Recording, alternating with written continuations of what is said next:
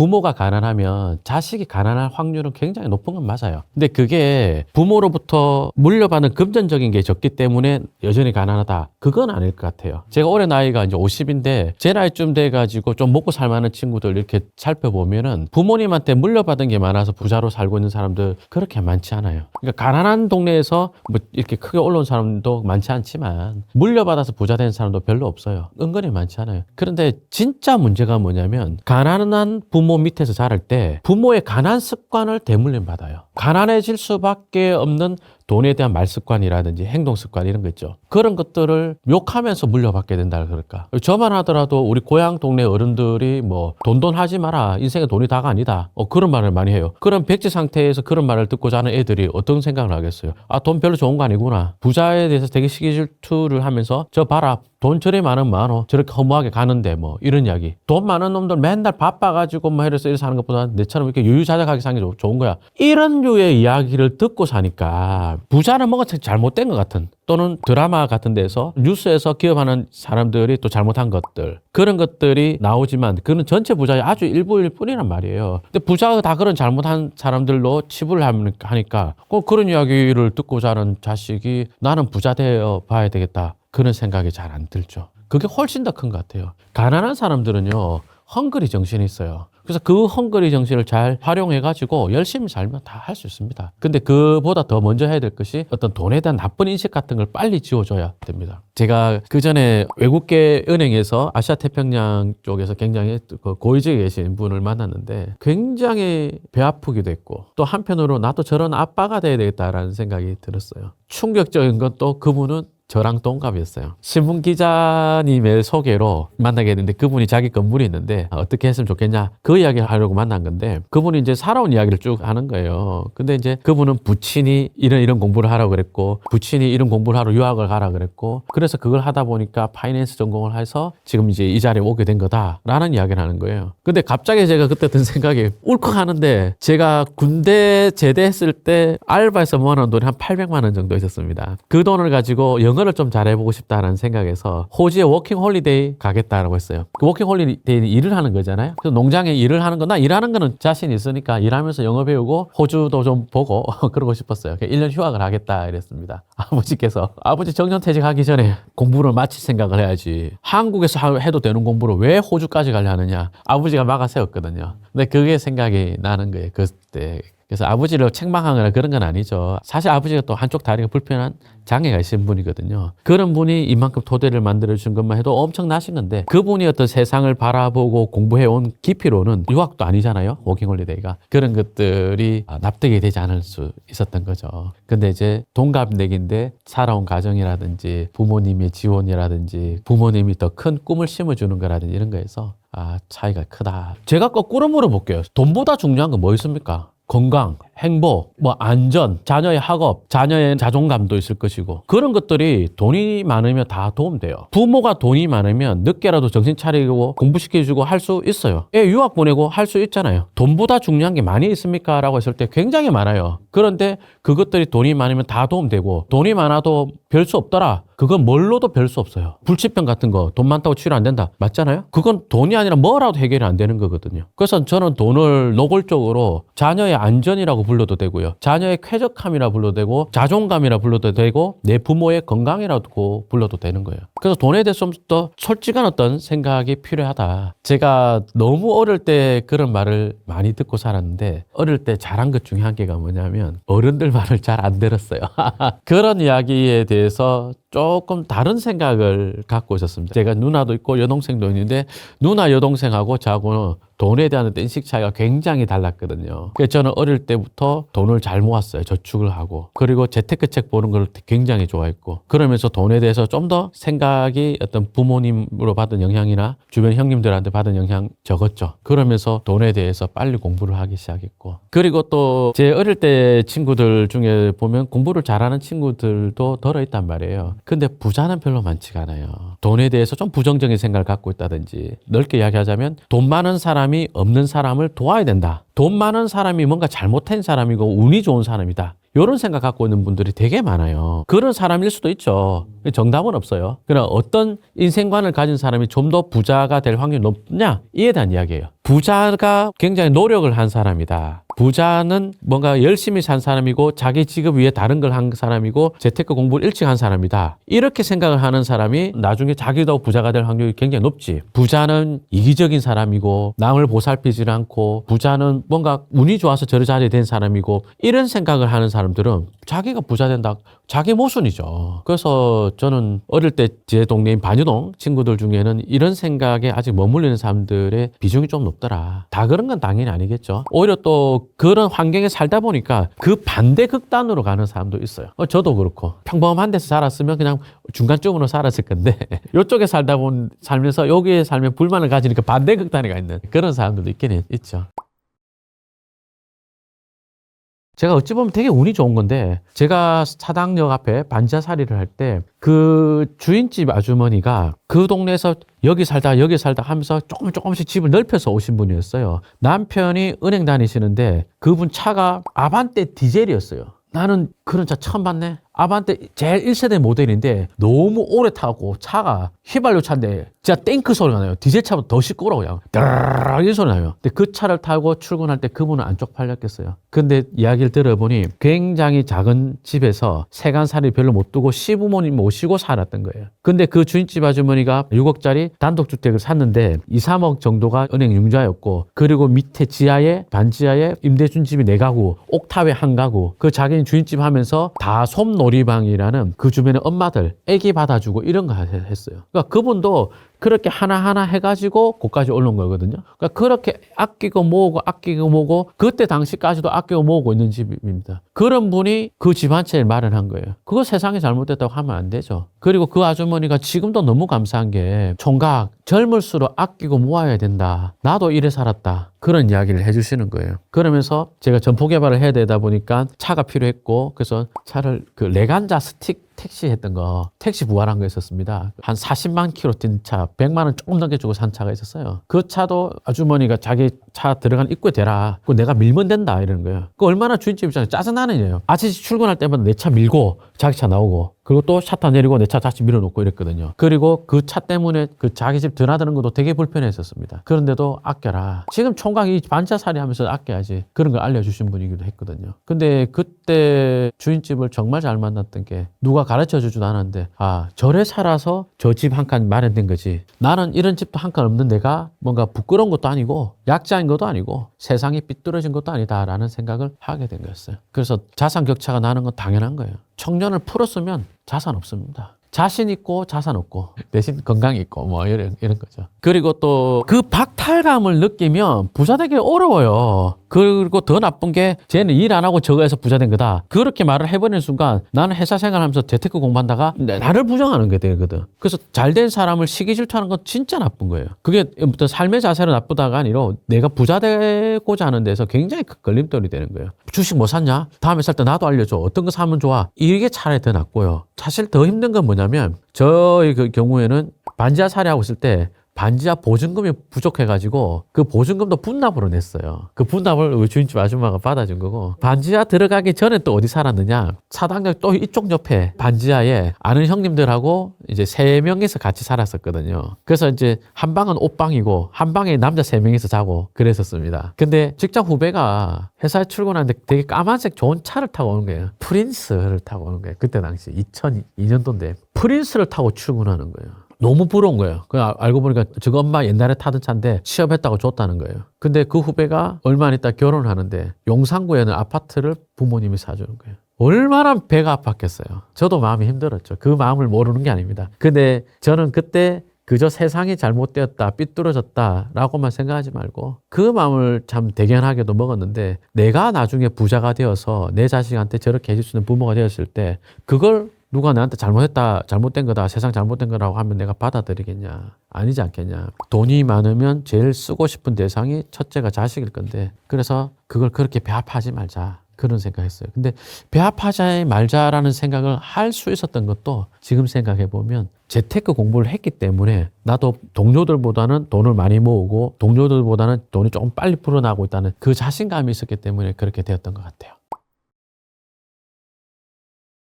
아침에 일찍 일어나라. 좋죠. 약속 장소 일찍 와라. 또 생활 습관을 뭐를 이런 것들을 좋은 것들 잘 갖춰라. 좋은 말이에요. 그걸 나쁘다고 말할 수 있는 사람은 없어요. 그러나 그게 돈하고 결부가 되느냐라고 했을 때는 좀 다른 이야기예요. 부자가 될 수 있는 방법은 네 가지밖에 없어요. 부자로 태어나거나 연봉 2억, 2, 3억 이상의 고소득자가 되거나 이 두 개가 안 됐다. 그러면 투자를 잘하거나 장사나 사업 잘하거나 그러면 투자를 잘하는 쪽이다라고 한다면 아침에 일찍 일어나는 게 뭐가 그렇게 관련성이 있겠죠. 메모를 꼼꼼히 한다. 내가 이루고자 하는 것을 뭐 필사를 한다. 그게 뭐가 그렇게 연관성이 있죠. 영어를 잘하고 싶습니다. 그랬을 때 독해를 잘하고 싶습니다. 리스닝을 잘하고 싶습니다. 생활 영어를 잘하고 싶습니다. 에 따라 가지고 또 구체적인 방법이 나올 거란 말이에요. 근데 거기다 대고 아침에 일찍 일어나라. 네 반드시 영어를 잘하게 될 거라고 하루에 100번씩 쓰고 자라. 그런 말 들으면 어떤 기분 들어요? 저 사람 영어 잘해본 적이 없는 사람이 인생에 들지 않겠어요? 저는 그런 생각합니다. 그래서 많은 사람들이 옳은 말이지만 돈하고 그렇게 연관성이 깊지 않은 이야기들을 많이 한단 말이에요. 그리고 또 모든 일이 잘하면 다 재밌습니다. 축구도 못하면 축구만큼 재미없는 게 없어요. 축구를 잘하면 지나가다가 누구 축구하는 데만 보이면 차 세우고 가서 나도 한 게임 합시다 이렇게 될 거란 말이에요. 그러다 보면 또 축구를 많이 하니까 축구를 더 잘하게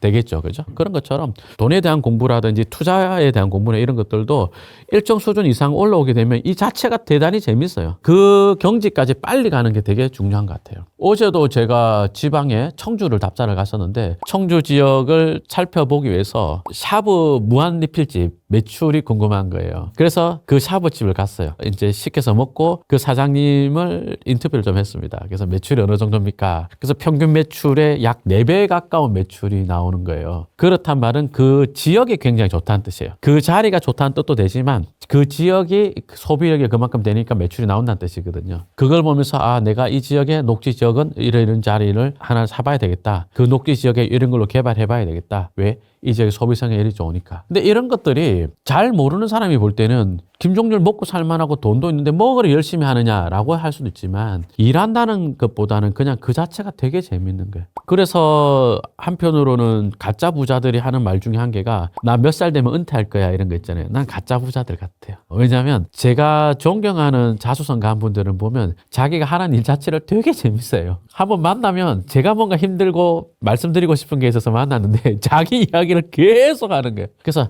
잘 되는 사람들은 돈이 되는 일을 좋아하니까 잘하고 또는 잘하니까 좋아하고 그러니까 계속 오랫동안 하고 그러면서 은퇴 같은 거 생각 안 하고 그리고 돈에 대해서 몇 년에 얼마나 모으겠다 이런 목표가 없어요. 그냥 주간에 한 주간 해야 할 일들이 많고 그 일만 묵묵히 잘 해내시는 분이고 시간을 효율적으로 사용하는 분들인 거는 맞는 것 같은데 뭐 10년 뒤에 내가 뭐 매덕 부자가 되어봐야 되겠다. 그런 꿈을 갖고 있는 분들은 거의 없었습니다. 저 역시도 그랬고요. 그리고 또 사실 투자라는 게 시장보다 똑똑해야 되고요. 매도자보다 똑똑해야 되고 지역 공인중개사보다 똑똑해야 됩니다. 똑똑하다는 게 지식이 아니라 시장을 잘 읽어야 되고 뉴스를 잘 읽어야 되고 뉴스를 잘 이해를 해야 되는 거죠. 그래서 그런 것들이 그렇게 단기에 되진 않거든요. 속칭 강의파리들이 수업료는 엄청 비싸게 받고 광고할 때 보면은 자기 강의 4주만 들으면 금방 건물주가 되고 금방 투자를 하게 될 것 같은 그런 희망을 심어주는 광고를 많이 한단 말이에요. 그래서 저는 옳지 않다고 생각합니다. 3시간씩 4-5번 하고 갑자기 경제적 자유가 달성된다? 그런 게 어딨어요.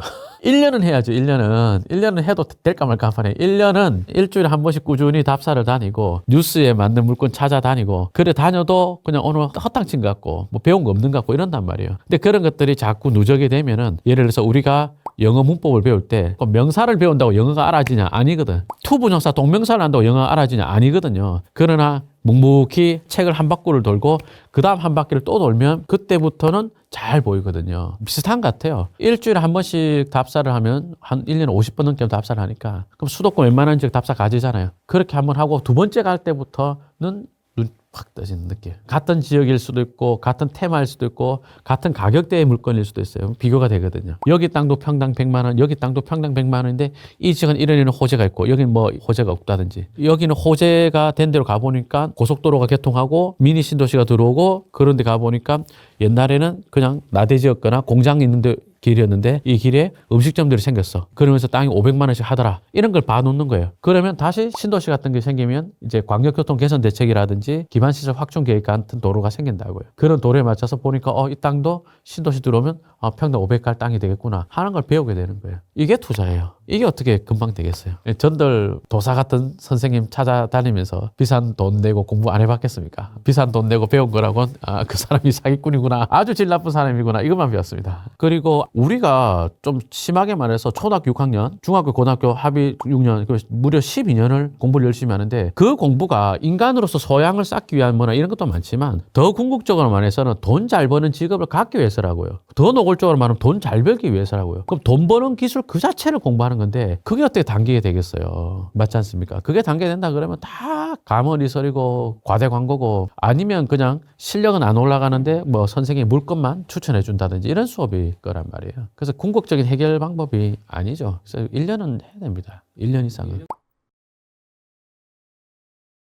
일단 주변에 경제적으로 어려운 사람들하고는 인생관이 안 맞기 시작해요. 그러니까 뭘 사소한 걸 이야기해도 다 안 맞아.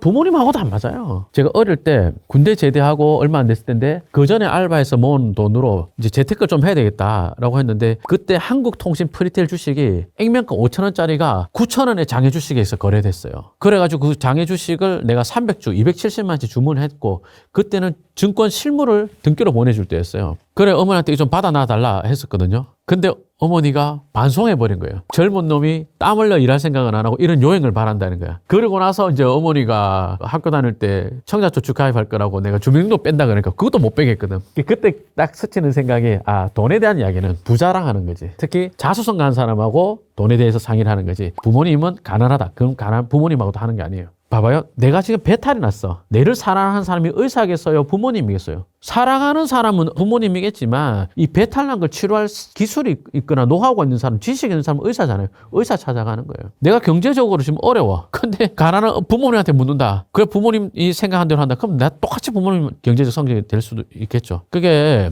보면은 어릴 때 내가 성격이 모나서 그럴 수도 있겠지만 일단 돈에 대해서나 인생관에 관련된 이야기를 하거나 부자에 대해서 이야기하거나 기업에 대해서 이야기를 할 때 와 진짜 부딪히는 친구들이 많았어요. 직장 다닐 때도 마찬가지였어요. 직장 다닐 때 뭐 예를 들어서 뭐 땡땡 은행이 노사분규를 한다. 그래서 이렇게 하면 잘린다. 우리 그 당시에 조흥은행이 그랬잖아요. 그때 조흥은행하고 신한은행 합병할 때 조흥은행 직원들이 이제 이렇게 화해되는 거에 대해서 막 시위하고 이런 것들이 있었습니다. 그 문제에 대해서 이야기할 때도 기업이 살지 못하는데 직원들이 자기들 살려달라고 데모한다. 저거 잘못된 거다가 제 이야기였는데 그걸 저렇게 갑자기 나가라 그러면 하루아침에 나가라면 저 사람들 어떻게 사느냐. 그래서 은행이 잘못한 거다. 기업하는 사람들 잘못한 거다. 기업하는 사람 자기만 살려고 한다. 그 말하는 사람이 있었어요. 누가 부자 되겠어요? 야, 이런 게 있더라니까.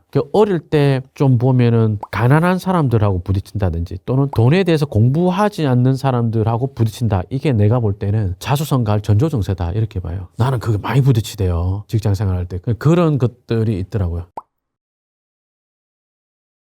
그런 사람들은 돈에 대해서 부정적인 이야기하거나 부자에 대해서 부정적인 이야기하거나 돈에 대해서 시기 질투하거나 일 열심히 할 생각은 안 하고 회사가 뭔가 뭐 빼앗아간다 착취해간다 이런 많은 사람들 많아요. 어릴 때 그런 사람들하고 어울리면 안 좋아요. 저는 지금도 되게 고마운 게 은인 중에 한 분을 생각하는데 그 당시에 이제 제 팀장이셨던 분께서도 야 너랑 나처럼 키도 작고 백도 없고 인물도 없고 뭐 지식도 없고 뭐 이런 애들은 이런 필드 일 같은 거 점포개발 이런 거 열심히 해가지고 윗분들 눈에 드는 것밖에 없다고. 우리가 뭐 있냐? 우리 일 열심히 일하는 것밖에 없다. 그런 분들의 이야기가 너무 소중했던 것 같아요. 그 이야기를 제 백지 상태일 때 세계관으로 심었던 것이 되게 지금 이렇게 잘 자랄 수 있는 뿌리가 되었던 것 같습니다. 물론 이제 그 중에도 회사 욕을 하거나 팀장 욕을 하거나 불평불자들이 많이 있었는데 그쪽하고는 안 어울렸던 것 같아요. 그 당시 그걸 너무 잘한 것 같아요. 근데 더 구체적으로 이야기하자면 직장에서 고속 승진하는 사람 욕한다. 그런 사람 중에 고속 승진하는 사람 본 적이 없어요. 고속 승진하는 사람을 보면서 저 사람이 어떻게 일하냐를 보고 그걸 따라하거나 그 사람과 친해져서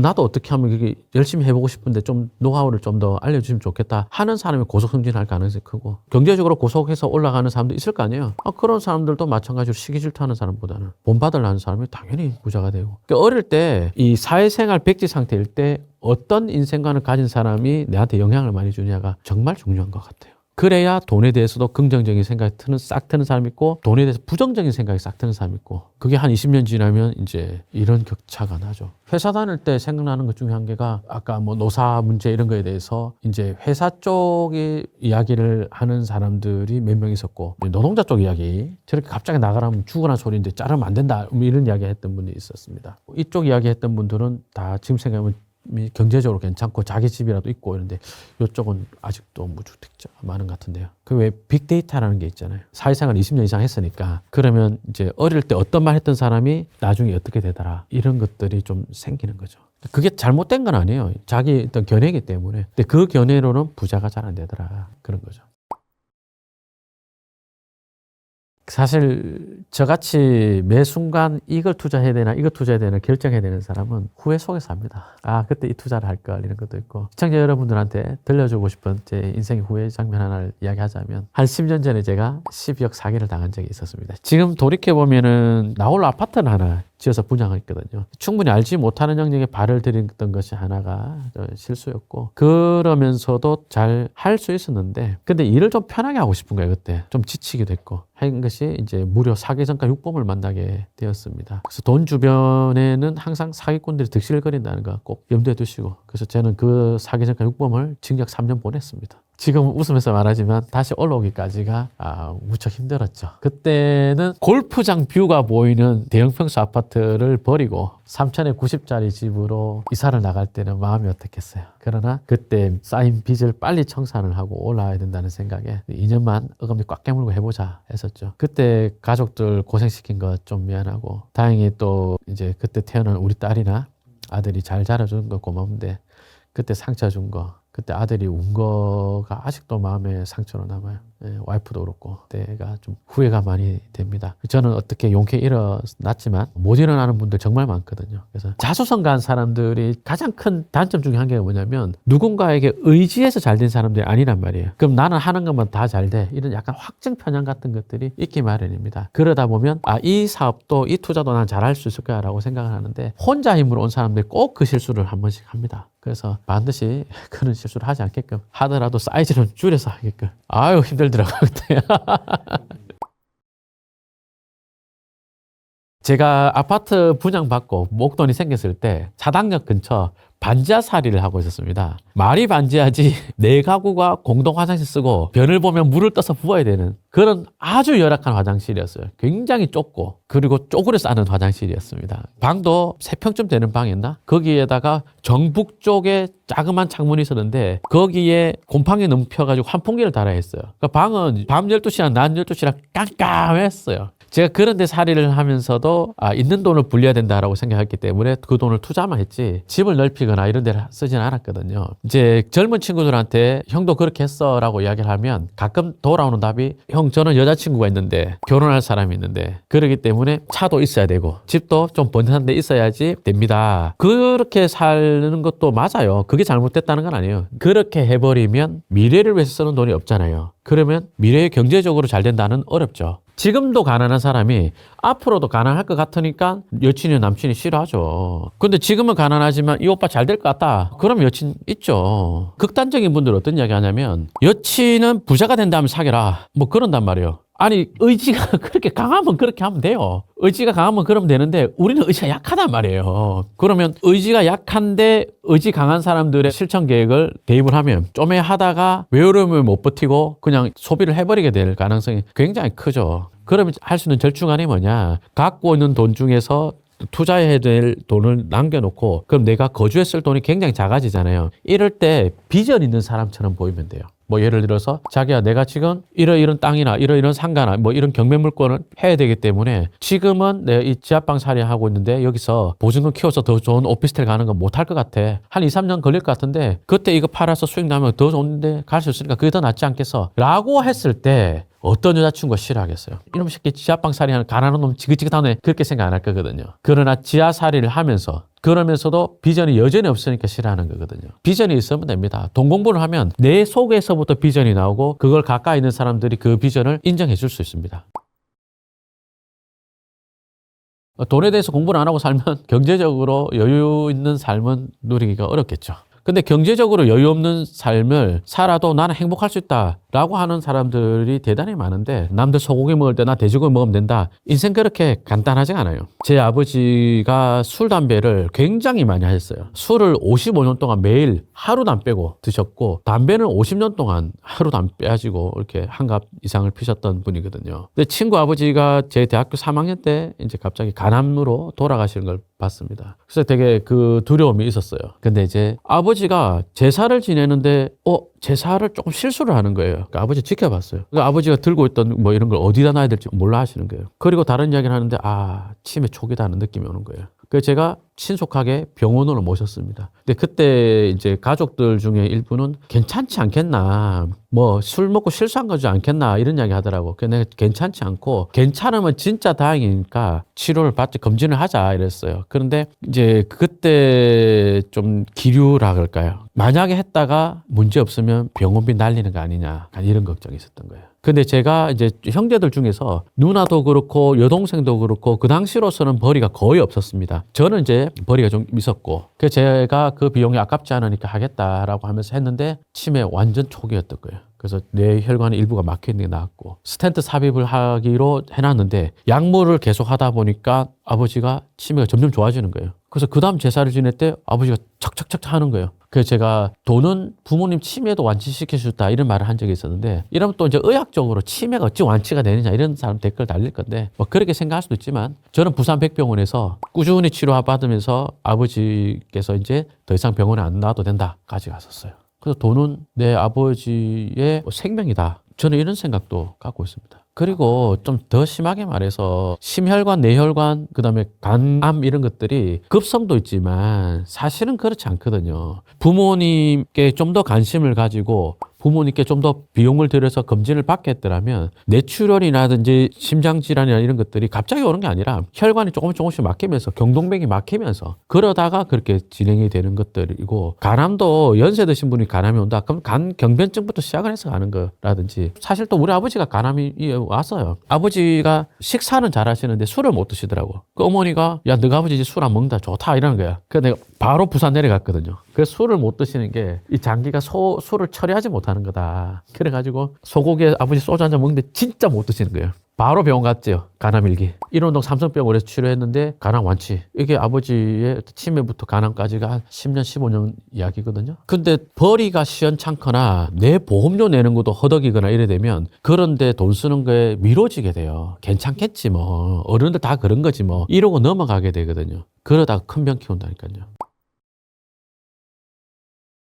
제가 유통회사 출신이고 그러다 보니까 부동산 점포 개발하는 인맥들이 많이 있죠. 그리고 또 그 할 줄 아는 노하우가 좀 있죠. 저는 상가를 보는 눈도 있고 토지를 보는 안목도 좀 있고 이러다 보니까 스타벅스 드라이브스루가 선호하는 입지에 대한 공부를 했습니다. 스타벅스가 입점할 만한 동선이 차량 동선이 있을 때 그 동선에 스타벅스 드라이브스루가 들어갈 만한 면적의 토지를 매물 작업을 하는 거예요. 그래서 그 중에서 한 개를 스타벅스 본부에다가 입점 제한 넣고 할 만하니까 하겠다고 연락 오고 그렇게 한 거죠. 대출도 많이 나오고 세입자 보증금도 있고 이러기 때문에 투자금이 그렇게 많이 들지도 않고 신도시 들어온다 이러면 신도시가 보상하고 첫 입주까지가 한 7년 걸려요 보통. 입주하기 한 1년 전부터 식자재 마트 들어오고 스타벅스 드라이브스루 들어오고 막 이러거든요. 음식점 생기고. 그리고 신도시가 생기면 또 광역교통 개선대책 도로 같은 게 생긴단 말이에요. 그 도로를 보면서 도로 계획을 보면서 도로가 어디 나는구나를 보고 그 주변 땅 공략을 한다든지 이게 땅 투자거든요. 모든 토지는 하나의 용도 지역을 가지고 있거든요. 부동산 공부를 하다 보면 용도 지역별 어떤 특징에 따를 가르쳐주는 선생님이 되게 많은데 예를 들어서 고속도로가 개통한다. 그럼 어떤 건축물에 대한 수요가 많아지겠어요? 공장, 창고 이런 거란 말이에요. 그러면 공부가 공장, 창고 짓기 좋은 용도 지역은 어떤 용도 지역이다. 이건 기본 이론에 나오거든요. 그러면 투자자가 해야 될 공부는 공장 수요가 많아질 지역은 어디겠고 어떤 호재가 있느냐. 그 공장 호재가 많아지는 지역을 보면 여기 신도시가 생긴다라고 하면요. 신도시 안에 있던 공장들이 멸실돼서 옆으로 이전을 하거든요. 그리고 신도시가 생기면 신도시만 달라당 들어오는 게 아니고 고속도로가 생기거나 철도가 들어오거나 뭐 이런 것들이 같이 들어온 경우가 많아요. 그거에 맞춰가지고 언제 수요가 많아질까를 보고 그 수요가 많아지기 2, 3년 전에 산다. 오케이, 이게 투자가 되는 거죠. 신도시가 생긴다. 그럼 신도시가 생기면 정주인구가 많이 늘어나겠죠. 요즘 신도시 안에 상가 장사 잘 된대요? 잘 안 되죠. 여러 요인이 있지만 소매점 매출의 상당 부분이 쿠팡으로 간 것도 있고 그다음에 다이소로 간 것도 있고 여러 요인이 있는데 최저임금이 올라서 장사가 안 되는 요인도 많이 있단 말이에요. 그런데 깊이 들여다보면 신도시 주변에 보면은 차량 트래픽에 의한 소매점 식당 매출이 많이 올라간 데 맞나요? 되게 많아요. 그러면 신도시가 들어오면 그 주변에 녹지 지역 가격이 올라갈까요? 올라가죠. 그러면 신도시가 들어온다 했을 때 신도시 발표 때 살 거냐, 보상 때 살 거냐, 착공 때 살 거냐, 입주 3년 전에 살 거냐, 뭐 이런 것들. 그러면 입주하고 나면 가격이 얼마 갈 거냐, 그럼 지금 가격이 앞으로 얼마 정도 더 오를 게 남아 있는 거냐, 이런 거 판단할 수 있는 눈이 필요한 거죠. 그러니까 공부를 이렇게 해줘야 돼요. 상가도 좋다 나쁘다라고 하기보다는 업종별로 배후 수요라는 게 있어요. 예를 들어서 편의점이 한 평당 임대료 한 10만 원쯤 내고도 영업을 하면서 유지할 수 있으려면 캐치할 수 있는 세대수가 한 700세대는 돼야 된다. 이런 것들. 중개업소다. 중개업소도 단지의 성격마다 좀 다르지만 몇 세대는 돼야지 유지할 수 있다. 이런 것들이 있단 말이에요. 그렇게 해보면 대체로 의원급 병원, 술을 판매하는 일반 음식점, 빵을 하는 제과점, 뭐 이런 것들. 이런 것들이 그 유지가 되려면 캐치할 수 있는 배우 세대가 2,500세대 정도는 돼야 되거든요. 상가를 볼 때 여기에 지하철 출구가 있고 여기 주거 배우가 있고 이렇게 동선이 있는데 이 주거 배우가 2,500세대 정도 된다. 그럴 때 이 자리에 상가를 산다가 기본인 거죠. 2,500세대가 안 되면 사지 말까요? 그리고 상가는 뭐가 중요합니까? 이러면 배우 수요와 그 배우 수요의 주동선이 중요한 건데 대부분 보면 그냥 지하철 가까이 있으면 좋은 상가다 이런단 말이에요. 아니에요. 상가 투자 실패하는 경우를 살펴보면 누가 봐도 나쁜 걸 사서 실패한다는 많지 않아요. 그럴싸해 보이는데 나쁜 거, 그게 사람들 울리는 거예요. 예를 들어서 여기 재개발을 해가지고 아파트가 3,000세대가 들어온다. 그전에 1,000세대였는데 3,000세대가 들어온다. 그리고 지하철역은 여기다. 그럼 가끔 사람들이 지하철 앞에 상가를 살라 그래요. 근데 여기 3,000세대가 넘잖아요. 그 앞에 게 더 좋아요.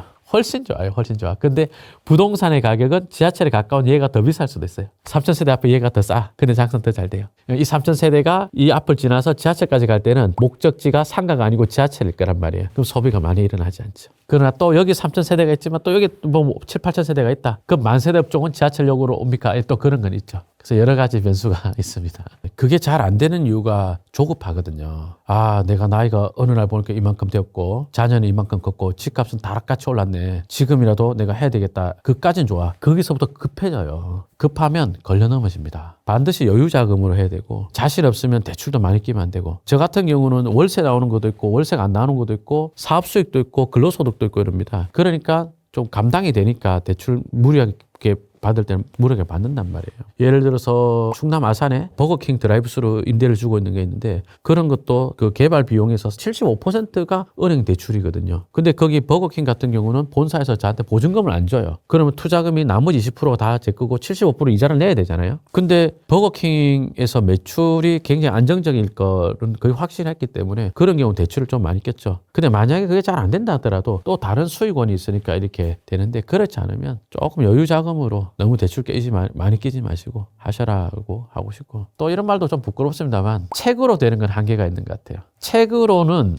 반드시 한계가 있어요. 2003년에 경매책을 사 공부를 하고 2005년도에 경매 입찰을 했는데 그때 했던 말이 이제 경매로 돈 버는 시대는 끝났다 그랬어요. 책으로 배운 기술로는 너무 단순한 것밖에 못하니까 시장과 가격 경쟁을 해야 되는 거예요. 그래서 입찰에서 떨어졌던 거예요. 그런데 인터넷 강의를 듣고 학원을 다니고 뭐 또 이런 학원 다니고 뭐 하다 보니까 깊이 있는 물건들, 난이도가 있는 물건들, 시장은 잘 모르는 물건들이 보이기 시작하는 거예요. 그러면서 리스크가 적은 물건도 보이게 되고 그때부터 수익이 계속 좋아지기 시작한 거죠. 그 시간이 꽤 오래 걸립니다. 꽤 오래 걸리고 그냥 투자로 부자가 되겠다라는 말은 투자가 습관이 돼야 되겠다. 이렇게 받아들이는 게 좋아요. 부자들이 무슨 기술이 좋아서 부자 된 사람 아니에요. 부자는 습관입니다. 그래서 부자가 되겠다라는 말은 돈에 대해서 좋은 습관을 들여야 되는 거고 돈에 대한 좋은 습관 중에서 내가 투자로 가겠다 하면 투자가 습관이 돼야 되는 거고 또 사업이나 장사다 하면 사업과 장사가 습관이 돼야 되는 겁니다.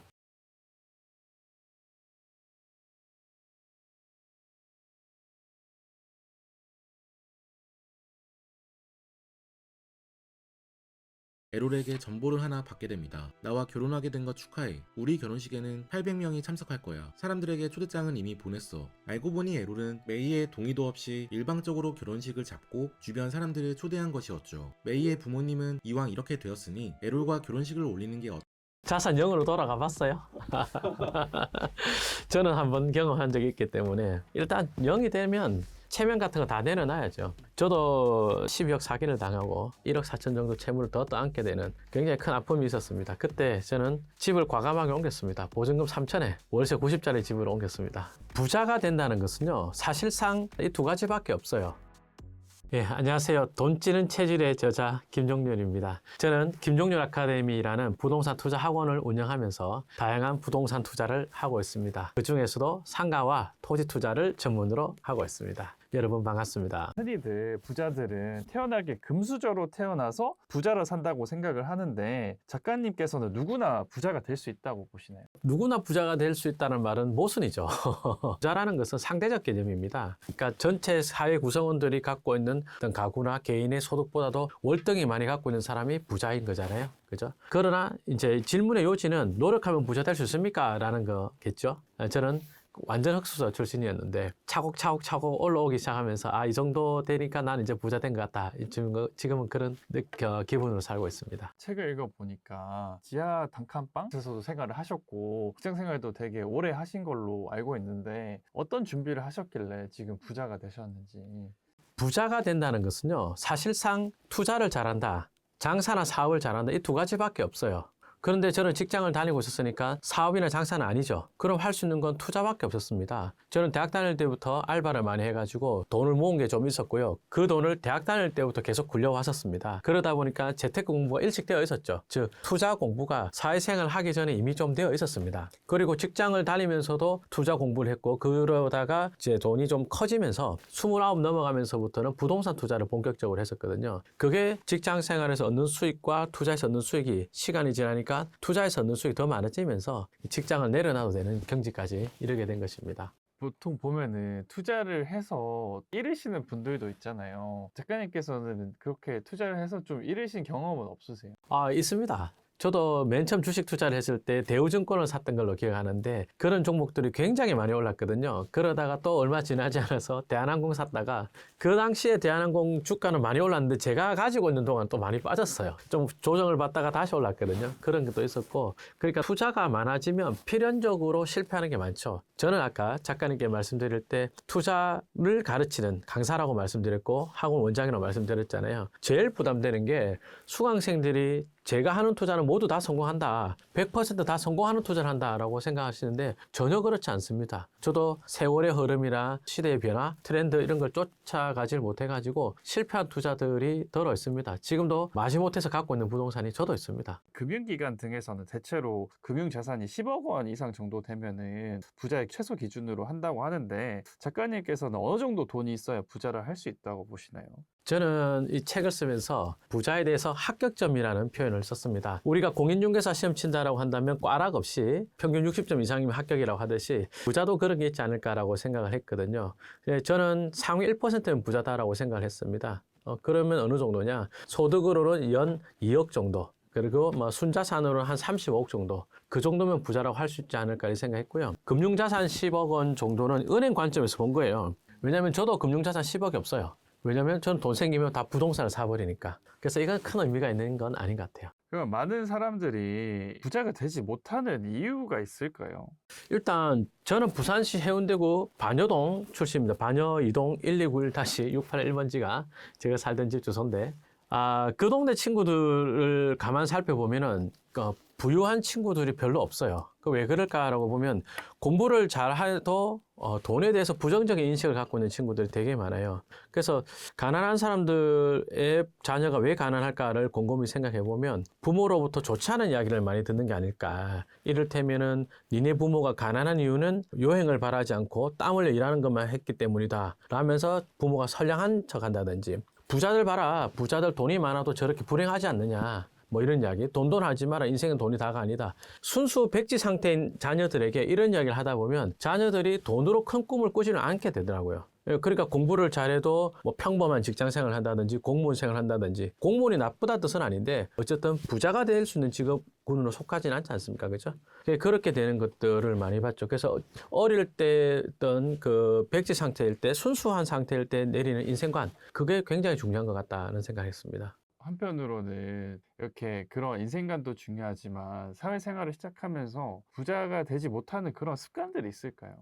있죠. 일단 돈에 대해서 부정적인 생각을 갖고 있거나 부자가 욕심쟁이, 나쁜 놈, 갑질하는 사람 이라는 생각을 갖고 있는 사람들은요. 나도 부자가 되어야겠다는 생각이 잘 싹 트질 않아요. 그렇지 않겠어요? 부자를 나쁜 사람이 했는데 내가 부자가 되겠다. 그거는 내가 나쁜 사람이 되겠다는 말입니다. 자기 모순이거든요. 그럼 나는 나쁜 짓 하지 않는 부자가 되겠다. 그런 생각을 합리화해서 하는 경우도 보면 부자가 되는 데는 첫 번째는 대단히 걸림돌이 되는 거죠. 그러니까 부자를 하나 바라봤을 때 아까 같은 뭐 나쁜 사람일 수도 있지만 또 열심히 산 사람인 것도 맞단 말이에요. 그럼 부자를 보고 저 사람 열심히 살았으니까 물어보고 나는 어떻게 하면 부자가 될 수 있겠습니까? 나는 뭘 열심히 하면 좋을까? 이런 걸 연구하는 사람들이 나중에 부자 될 확률이 굉장히 높아지는 거죠.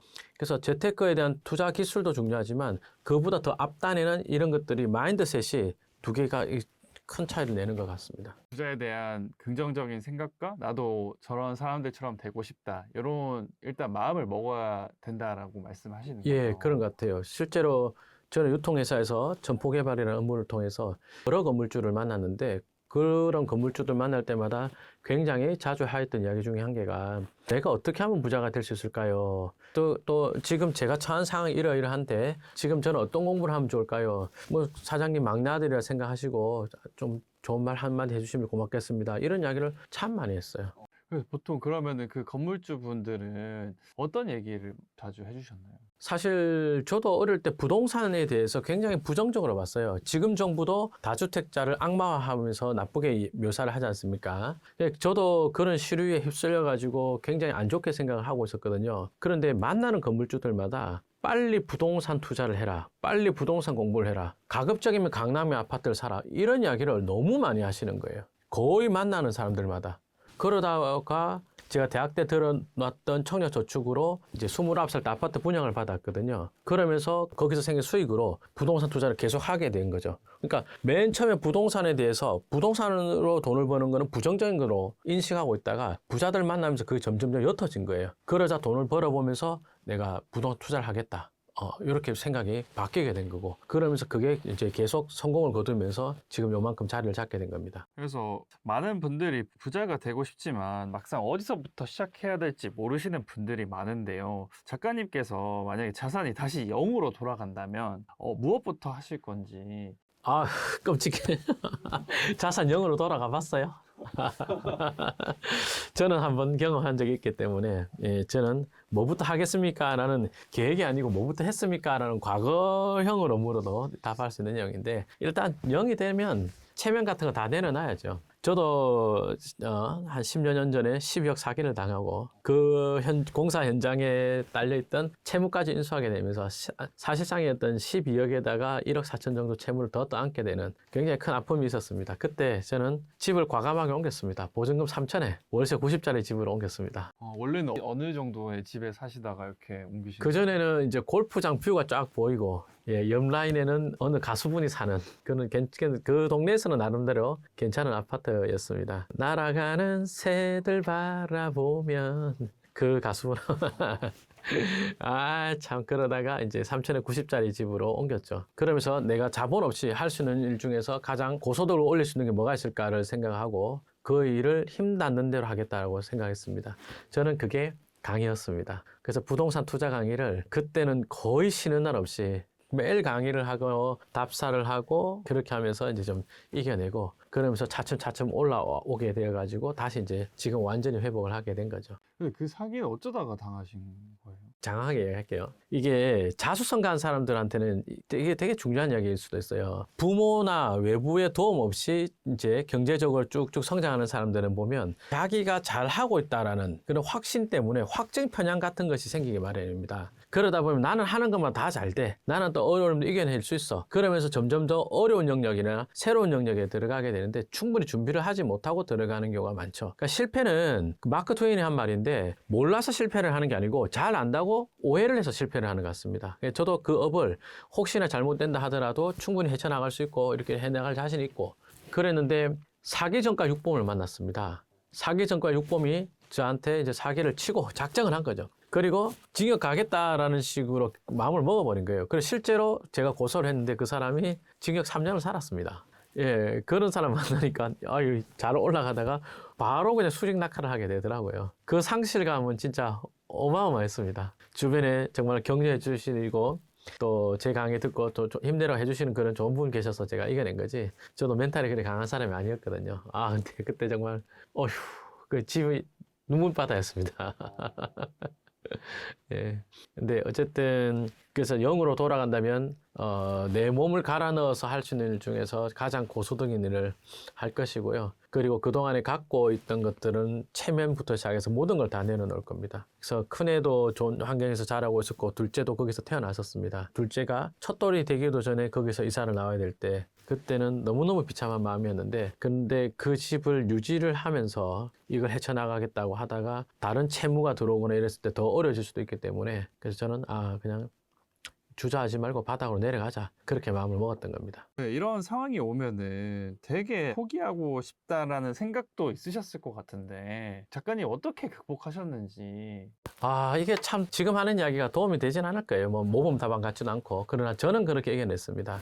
우리가 하는 말을 누가 제일 많이 듣느냐 했을 때 내가 하는 말은 내가 제일 많이 들어요. 내 귀가 제일 많이 듣고 내가 제일 그 말을 많이 주워 담죠. 그래서 저는 그냥 제 스스로가 그런 생각을 했습니다. 내가 만약에 쉬는 날 없이 정말 풀로 강의를 해서 한 달에 2천만 원 정도 돈을 번다면 그냥 한 12억 돈을 들여서 장사를 한다 생각을 하고 그 장사를 통해서 한 달에 2천만 원 번다고 생각하자. 그렇게 마음을 먹었어요. 그런데 마음을 그렇게 먹은 게 아니라 주변 사람들한테 그냥 아예 그렇게 말을 하고 다녔어요. 특히 가족들한테. 12억 사기 당한 건 맞는데 12억 들여서 가게 하는 차례 삼 치지. 그러면서 내가 그 덕분에 지금 강의를 하니까 이만큼 버는데 뭐 그렇게 생각하지 뭐. 별거 아닌데 똑같은 톤으로 이야기했어요. 근데 이런 말을 만나는 사람들마다 저를 위로해주고 싶은 사람들한테도 이런 이야기를 했어요. 그러니까 점차 제 뇌는 내 생각은 그 사기를 당했구나, 바보 같았구나, 어리석었구나 이런 자책을 하는 시간에서 점점 멀어지고요. 그래, 그 돈 들여서 이 정도 돈을 벌고 있으니까 됐네 뭐 이런 생각이 조금씩 싹이 트더라고요. 정말 놀라웠습니다. 예, 그러면서 그 화병이 없어지고 사실은 그때 이쪽에 안면 마비가 좀 왔었어요. 너무 스트레스 많이 받아서. 그래서 얼굴이 땡기고 약간 이렇게 말리는 느낌 있잖아요. 딱 요 부분만 딱 당기는 느낌이 엄청 심하게 들어요. 그러면서 이러다가 내가 건강이 무너져서 다 무너지겠다라는 걱정이 들더라고요. 근데 딱 그 무렵부터 제가 그냥 밝게 이야기를 아까처럼 하고 다녔어요. 그랬더니 이제 화병도 없어지고 그러면서 일도 더 잘 되고 그러면서 이제 점차 회복하게 되고 그리고 또 한 2년 지나서 그 사기친 사람 감옥 보내고 아니, 그건 다 돌려받으신 거예요? 아니면 감옥 가서 그냥 아주 조금 돌려받았습니다. 아주 조금 돌려받았습니다. 그리고 그때가 굉장히 부동산 상승기였어요. 정말 화병나 죽는 줄 알았습니다. 그러시겠어요. 기회비용도 다 같이 날린 거예요. 그럼요. 그리고 그 재원을 마련하기 위해서 갖고 있던 우량한 토지를 매각한 게 정말 많았거든요. 그러니까 한 2, 3년 지나서 한 10억 할 땅을 5억에 팔고 그런 것들도 있었습니다. 그래서 손해를 부풀려서 생각을 하면 진짜 어마어마하게 큰 손해였습니다. 예, 근데 남의 노력 없이 다른 사람한테 사기 안 치고 회복한 것도 잘한 것 같고 그리고 또 시간 지나서 보니까 이 나를 괴롭혔던 사람이나 이런 사람들을 복수를 꼭 해주는 게 중요한 것 같아요. 자수성가한 부자들은 우리가 알려지지 않았지만 생각보다 복수를 확실히 한다 이런 것들을 많이 느꼈고 저도 그때 그 사기꾼을 합의하지 않고 징역 3년 보냄으로써 내 마음의 화병이 사라지면서 일이 더 잘 됐던 거 그게 기억이 나거든요. 그 작가님께서는 이런 실패를 딛고 일어나셨는데 그럼 또 반대로 이런 실패를 경험했을 때 포기하는 사람들의 특징이 있을까요? 일단 첫 번째가 누리고 있던 생활 수준 자체를 못 버리는 거 있잖아요. 그게 제일 큰 것 같아요. 그래서 빨리 버리고 비용이나 지출이 적은 그 구조를 만들고 이래야 되는데 예를 들어서 자기가 그때 누리고 있던 거 이런 걸 못 버리니까 뭐 줄어든 소득 수준이라든지 이걸로 유지가 안 되잖아요. 그럼 또 주변 사람들 돈을 많이 빌리게 되고 이러거든요. 근데 돈을 빌리게 되면 갚지를 못하게 된단 말이에요. 그러면 이제 주변 사람들로부터 평이 자꾸 나빠지죠. 그러면서 더 악화 일로를 걷게 됩니다. 그러니까 좋은 일자리 기회나 투자의 기회나 그런 게 있다 하더라도 소개시켜주면 거기에서 또 돈을 빌리고 그러면서 소개시켜준 사람한테 어떤 얼굴에 먹칠을 하게 될 것 같고 이러잖아요. 그런 게 생기더라고요. 그래서 보니까 주변에 어떤 갑자기 나빠졌다가 되돌아오지 못하는 분들의 어떤 스타일을 보면 그 전에 갖고 있던 것들 생활 수준 뭐 이런 것들을 내려놓지 못하는 분들이 꽤 많았습니다. 실제로 제가 편의점 점포 개발할 때 만났던 분이 한 분 계신데 차를 굉장히 좋은 고급 차를 타고 오셨어요. 좀 올드한 거였지만 다이너스티를 타고 오셨어요. 그러면서 지금 내가 돈이 이거밖에 없는데 편의점 하나 하려고 한다 하는데도 그분은 남들이 볼 때는 그래도 내가 옛날에 뭐 했던 사람이니까 뭐 이렇게 좋은 데서 해야 되는데 돈이 이거밖에 없고 편의점이라는 것 자체를 되게 뭐 구멍가게 이런 식으로 이야기하는 거예요. 결국 그분은 편의점을 못했죠. 그러니까 다른 사람들 보기에 내가 이제 망해서 편의점이라도 이제 한 개 하고 있다. 이마저도 안 되고 그 말을 하자니 엄청 어리번쩍한 데서 해야 되고 이런 거였어요.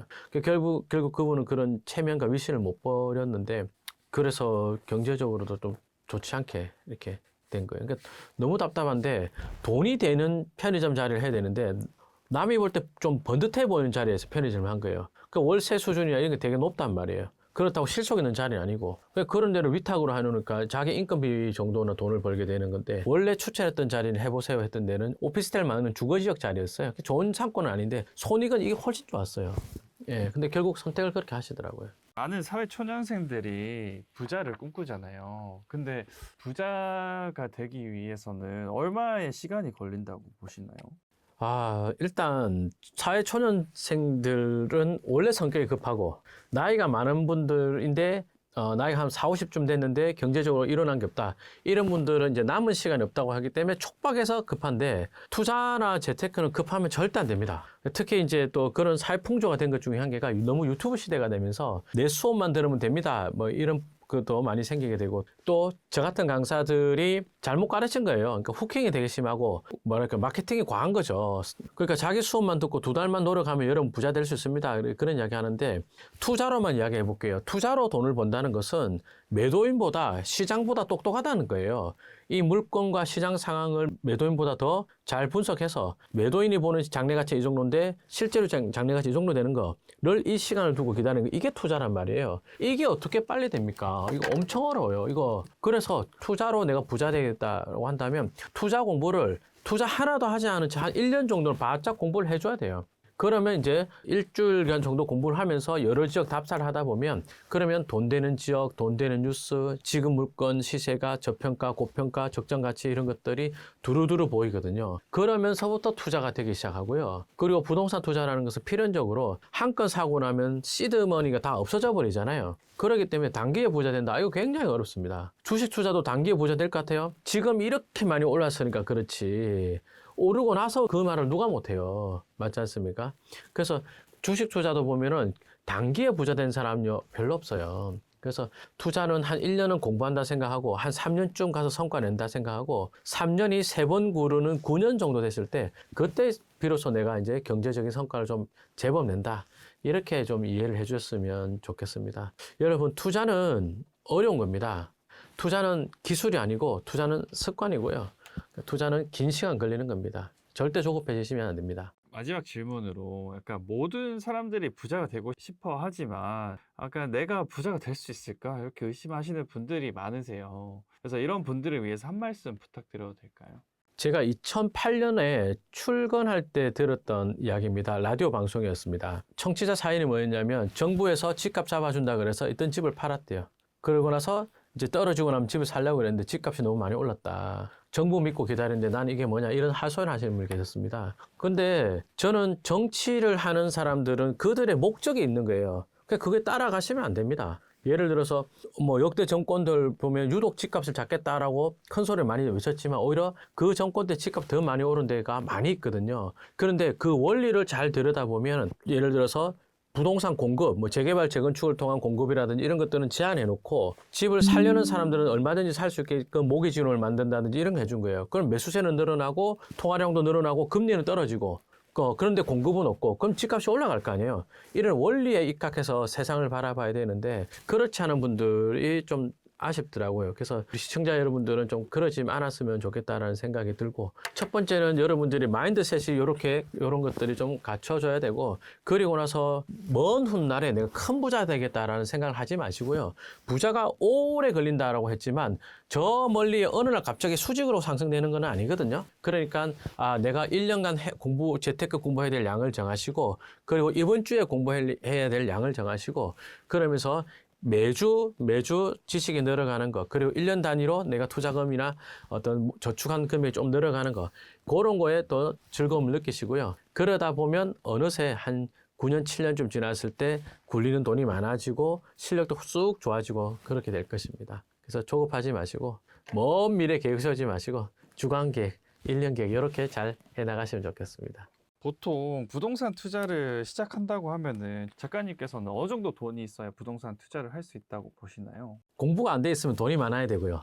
근데 공부를 깊이 들어가면 돈이 적어도 할 수 있는 것들이 많이 있습니다. 작가님 생각할 때는 얼마 정도 있어야 될 것 같아요? 최소 금액으로 하면. 아무래도 한 1억 정도는 있어야 할 수 있지 않을까. 예, 상식적으로는 그게 맞는 대답이 맞아요.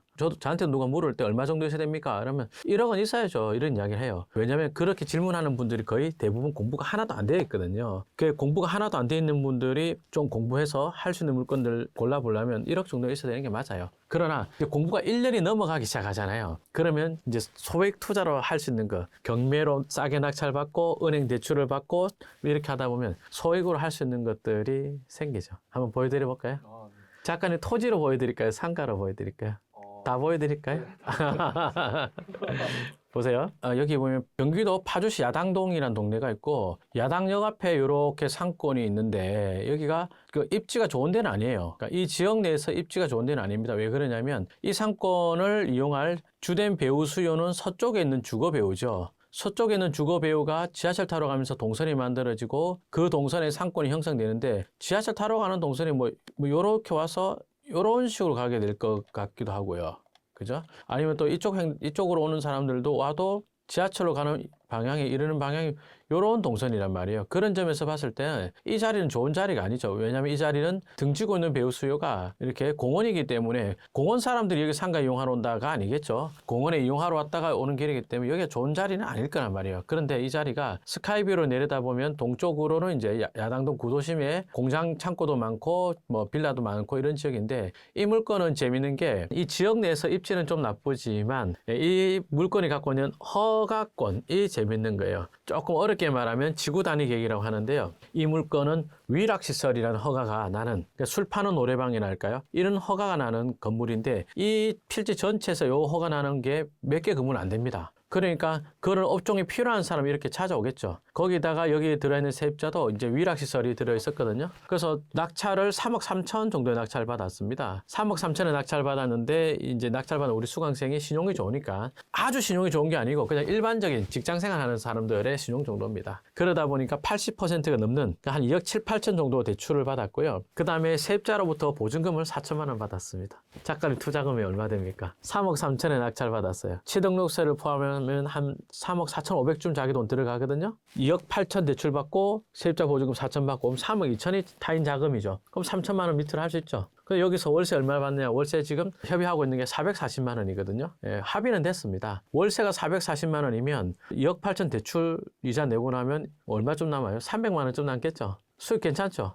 되게 괜찮아. 예. 그러니까 이런 것들은 이 물건을 제가 이제 우리 수강생을 알려드린 게 아니고 우리 수강생이 물건을 제 수업을 듣고 1년 이상 들은 다음에 자기가 직접 물건을 찾아서 직접 투자를 한 사례입니다. 그러니까 이런 것도 있고 다음에 이런 토지 물건도 보면 이건 제가 직장 다닐 때 투자했던 사례고요. 심지어 이건 답사도 안 갔습니다, 제가. 왜 안 갔냐면 우리 집에서 너무 멀어가지고 그냥 조사만 하고 바로 입찰했던 물건인데 이 물건 같은 경우는 조금 내용이 어렵습니다. 국토의 계획 및 이용에 관한 법률 47조에 관련된 사항인데요. 이 물건은 지적도상 이렇게 보면 현황도로 이렇게 있고 도로 개설 예정지